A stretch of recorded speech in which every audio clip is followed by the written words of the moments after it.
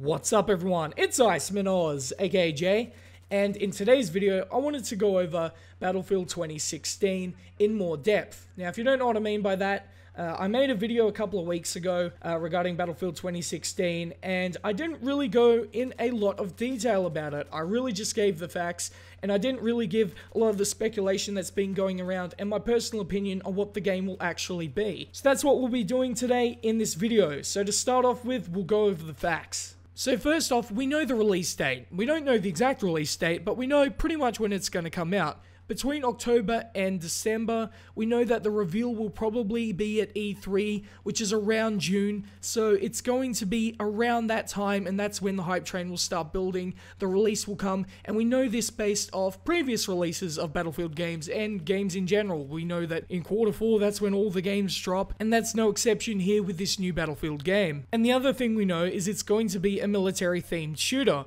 but beyond that, we don't really know anything.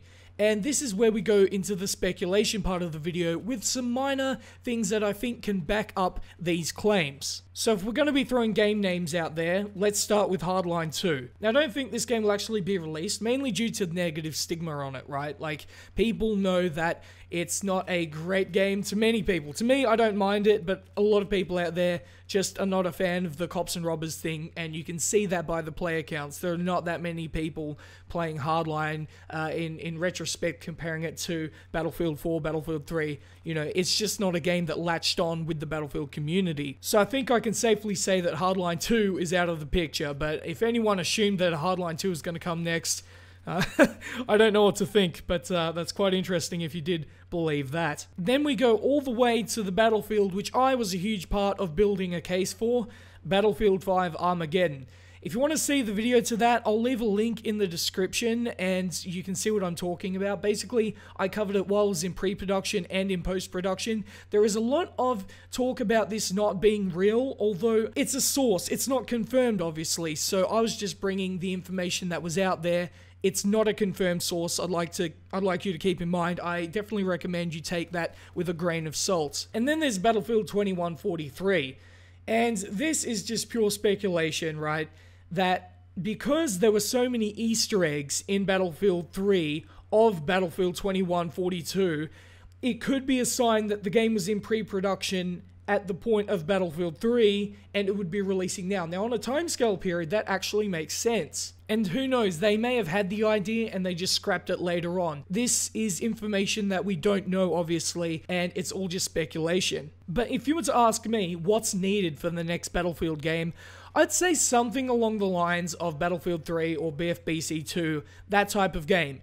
Both of these titles were extremely fun for different reasons, but something they share is simply how fun they are. Games that don't take themselves too seriously, but at the same time make you strive to be great at.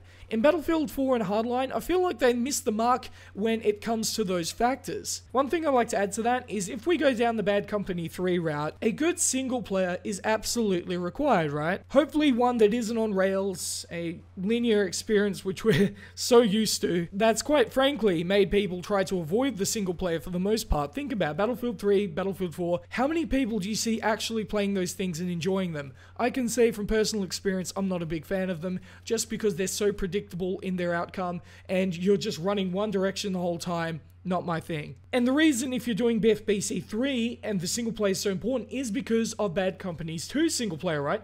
Even though it was a little bit linear, that's fair to say, it's a memorable single player. It's actually quite decent in terms of its characters and the way it was laid out. And finally, my wish for any Battlefield game that comes, and this is regarding the core gameplay experience, 3 things. Predictable recoil, but a high amount. And what I mean by that is I want the recoil to be able to be learnt, right? I don't want it to be like Medal of Honor, for example, where it's rattling left to left, up and down, side to side. It's just too crazy. And I know you can learn the recoil in that game, but it has to be simple enough where you can learn it off the bat, but at the same time be difficult so the point where you can master it. So that being said, next up, less lock-on equipment. So I'm talking about iglas, pretty much anything that locks on automatically. If I was designing a game, I'd totally remove all of that. We need to simplify the game down. Like, I see Call of Duty with a bunch of boost jumps and everything, Titanfall, all this wall.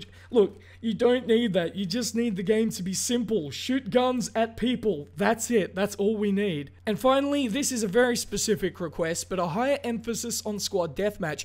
Maybe have a lot of servers on it. Like for me, I can't find any servers in Battlefield 4 with squad deathmatch. Squad deathmatch in Battlefield 3 was what made me get into the Battlefield franchise. I remember the days of Caspian Border, going through the jungle, learning spawn traps. Has got to be really my favorite time in gaming since I started as a child. Those who also played it in BF5 will know exactly what I mean. Squad deathmatch requires huge amounts of teamwork and tactical sense to dominate game after game. To be consistently winning matches, it takes a lot of teamwork, reviving, when to revive, when to go into certain spawn traps. It's really important, and I really feel like they missed the ball with squad deathmatch in Battlefield 4. Not to mention also in Battlefield Hardline. But in the end, I think what the next Battlefield game is going to be, and now this is again pure speculation, something tells me it will be pushed more as a casual shooter, like Battlefield 4, like Hardline, with less emphasis on teamwork. I emphasize teamwork because that's really what the Battlefield franchise was built upon,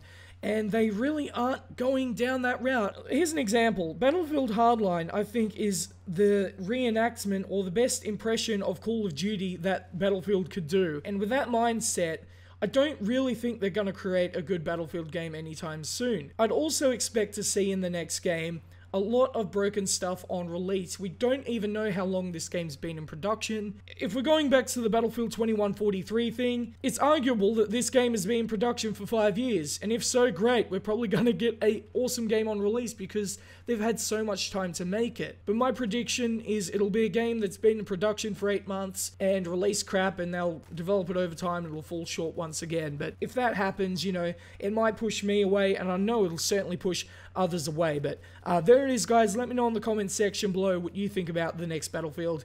I'm definitely looking forward to it. I want to see what they can do with it. But yeah, there it is, guys. Hopefully you enjoyed this video, and if you did, please like, share, subscribe, and peace.